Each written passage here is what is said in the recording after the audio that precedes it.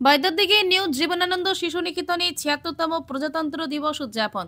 বেসরকার বাইদারদিঘি new Jibanananda শিশু নিকেতন ৭৬তম প্রজাতন্ত্র দিবস উপলক্ষে স্কুলে ছাত্রছাত্রী, শিক্ষক এবং অভিভাবকদের নিয়ে একটি র্যালির আয়োজন করা হয়। প্রথমে ৭৬তম প্রজাতন্ত্র দিবস উপলক্ষে জাতীয় পতাকা উত্তোলন করেন বিশালগড়ের বিশিষ্ট শিক্ষাবিদ শ্রীযুক্ত দেবপ্রসাদ ভট্টাচার্য।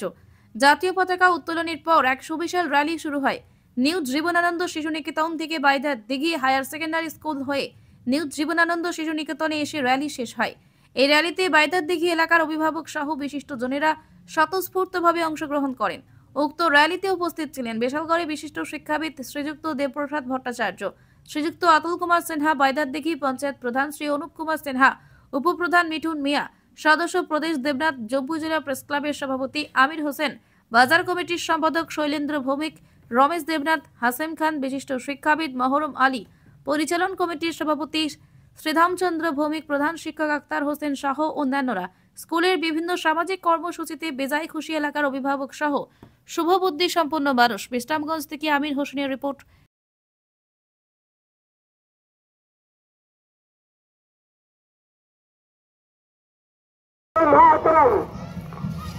আজকে আমাদের এই র্যালিতে এলাকার গণ্যমান্য ব্যক্তিবর্গ, বাইদারদিঘি গ্রাম পঞ্চায়েতের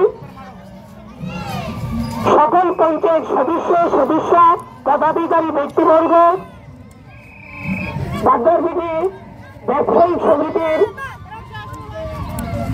সদস্যরা, এলাকার অভিভাবিকা, সজ্জন মন্ডলী সকলকে নিউ জীবনানন্দ শিশু নিকেতনের পক্ষ থেকে হার্দিক অভিনন্দন এবং ধন্যবাদ জ্ঞাপন করছি।